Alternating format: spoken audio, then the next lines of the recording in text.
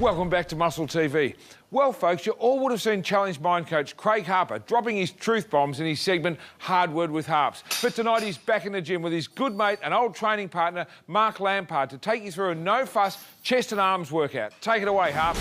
People will know me as the mind coach for the Challenge, but obviously my background is in working with bodies as well as minds. I'm an exercise scientist, and in fact, this used to be one of my gyms. It's now Snap Fitness in Hampton, which is nice of them to let us be here. So we're going to do a little bit of chest today. Not too much, a little bit of chest, and we're going to do some arms as well.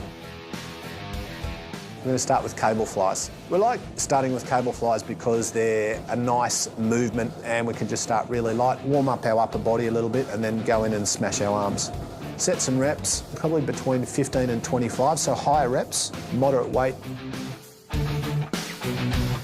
Right, so we're going to superset cable flies with push-ups, which might seem like an underwhelming exercise for some people, especially some guys that are reasonably strong, but there's hardly any recovery. So we literally go from smashing ourselves on the cables straight down into a pressing movement, which is a compound movement, lots of reps, or perhaps elevated feet, or both, and, you know, just a failure. So we'll keep the reps reasonably high, and we'll probably do somewhere between 3 and 5 sets of each, depending on how we're feeling. That's beautiful, big boy.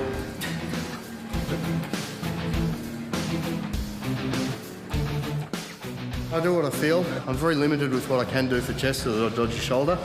So between that and press-ups, that's the only way I can really get the angles I need because I can't do any sort of incline or decline presses. Finish it, finish it, finish it.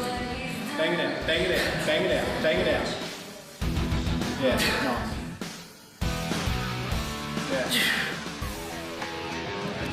Yeah. It's been a big journey for me. You know, I've been training since I was 14, 15. I started with weights, so about 35 years ago. So it's been something of a long haul, but it's probably not more than 2 weeks in those 50 years where I've had some time off. So it's been pretty consistent and pretty solid, and been training with a big boy lately, so there's been some fun in the gym. I reckon I'll probably intimidate the big fella because, you know, once I get this flannel off, boom.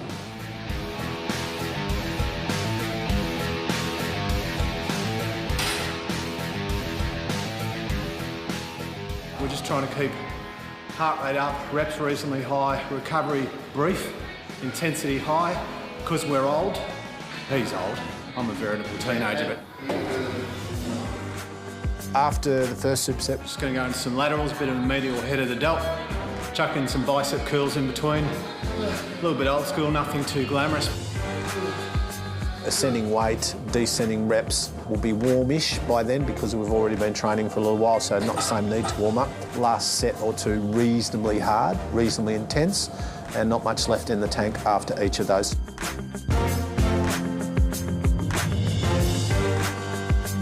So I've been training for the last year and a half with Mark Lampard, who some people would know as a reasonably successful Australian bodybuilder, got his pro card, did very well. And me and the big boy have been hitting the gym probably 7 days a week, but he's 49, I'm 50, and so in the middle of that kind of ageing, we've had to figure out how to train more age appropriate while still getting the right level of intensity and the right kind of resistance the right way, so that we keep improving and keep adapting. And you can manipulate intensity a lot of ways, you know, range of movement, speed of reps, recovery between sets, the movements that you do, the range of movement, and so on. And so that's what we're trying to do, is stress our body optimally without the same level of risk as when we're maybe in our 20s and smashing ourselves with ridiculous weights. So I guess, broadly speaking, the overriding methodology is progressive overload, which is what everyone in every gym should be doing if their goal is to create adaptation. And we're constantly stimulating our body a different way so that, one, we don't get repetitive strain injuries, two, we minimise any kind of injury overall, and three, so that we keep seeing results. And we've been going pretty good so far for two old blokes. Then we're going to finish off with some easy bar extensions, lying tricep extensions, and some machine curls. There's actually a nice machine up here that really looks after our dodgy old elbows and shoulders, so we're going to do that. So pin-loaded by machines, kind of almost like a preacher curl in that it's very restricted. People who don't have the luxury of training a couple of times a day and doing the short workouts, I would add in another exercise or two, perhaps. Maybe another chest exercise, because chest is a big muscle group, for example. But if you want to up the intensity without putting yourself at significant risk with heavy weights, just keep your recovery time brief. And by brief, I mean 20 to 30 seconds between sets. Here's what I don't recommend, kids.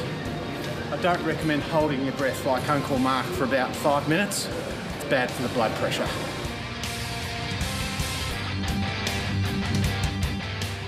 Part of the beauty of training is learning what works for your body, but everybody's got a different practical reality in terms of time availability, resources, money, and so on. If we're going to look at how we might break up our body in a week, generally, you might train, you know, your chest, back, shoulders, so your bigger upper body muscle groups, maybe once every 5 days. And maybe a good idea for a lot of people is to train, if you can, 2 on, 1 off. So split your body into 2 halves.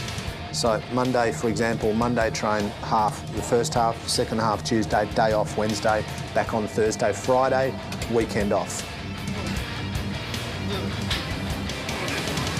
You want to make sure at rock bottom that you train everything once a week. That's your kind of rock bottom, but also pay attention to your body. As long as it's relative and as long as we can alternate, then find somebody who's similarly minded to you, similar goals and aspirations, and you'll find that the quality and the productivity of your training will go through the roof. So some people might think that, wow, that's pretty underwhelming, but you've got to keep in mind that what we're trying to do is create a certain result, and so more doesn't actually necessarily equal better. Is that it?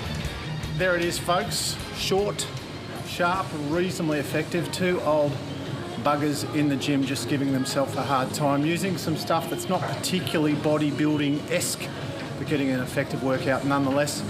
I reckon if you stay with this, you could be quite good at it. I know. Yeah, give it a go. I kind of like being. I mean, used to 3 it, yeah. weeks of solid training, 3 weeks of solid training, some chicken breasts, a good attitude, see what happens. There you go, boom. Let's do another one next week. Well done. Thanks, Gus. Thanks, Harps. Good stuff, mate. Well, it's time to head back into the kitchen with Amanda to see what she's cooking up for us this week. Hi guys, well today we're going to make one of my very favourite treats. I absolutely adore them.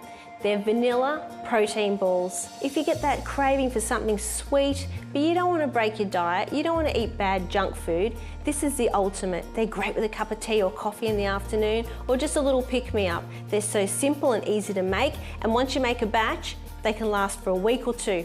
The ladies who I tell about these protein balls, they just absolutely adore them. They're so easy to make. In fact, they get their kids to help make them as well. And they last in the fridge for up to 2 weeks. Well, maybe not last that long because they're so yummy. But yeah, they're so easy to make, and I'm going to show you how. All you need for these protein balls is a half a cup of rice puffs, basically just a rice grain that's been puffed up, 6 scoops of vanilla Maxine's Burn, 3/4 of a cup of almond meal, 1/2 a cup of chopped cranberries. I use cranberries, but you can, if you don't like those, if they're too sweet for you, you can swap them from goji berries, you can use raisins, you can even use apricots, it's very nice as well. And we need some coconut oil and the vanilla essence. We also need coconut to roll the balls into for when they're finished. This recipe is super easy. The hardest bit you have to do is melt the coconut oil and the vanilla essence together, and that's it. And then everything is mixed together, rolled into balls, placed in the fridge, and voila, they're done. So let's put it all together. So I'll just pour the coconut oil into the protein powder. Okay, and just keep adding all the ingredients. The rice puffs in, the almond meal, chopped cranberries. Look, you've got to pretty much stick to the amounts. Sometimes you might find if your scoop is a bit big with the protein powder, you might find it a little bit dry. You just add a little bit more melted coconut oil, and vice versa. If you find the mix is a little bit too moist, you can always add a little bit of coconut to the mix, or you can add a little bit more protein powder or something like that. You want the consistency to be a little bit stiffer than like Play-Doh, so you can mould it into balls, and when it goes into the fridge, it sets quite firm. Okay, and once that's mixed, we'll form some balls and we'll pop it into the fridge. Okay, so this is where you get your hands dirty.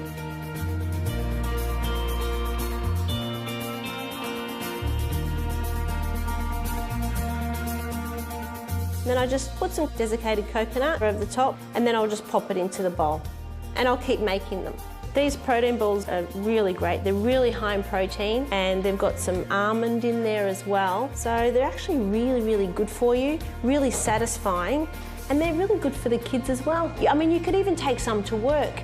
You know, you don't have to snack on junk food at work. You could keep one of these in your office drawer, put it in a little bag, a little container or something. I like to treat these like a Maxine's Burn Bar. You have them every so often. It's something you don't have all the time. This recipe makes up to 15 to 20 protein balls, and they're great. You can store them in a container in the refrigerator for up to 2 weeks. One of my favourites. Don't forget they're a treat, but give them a go.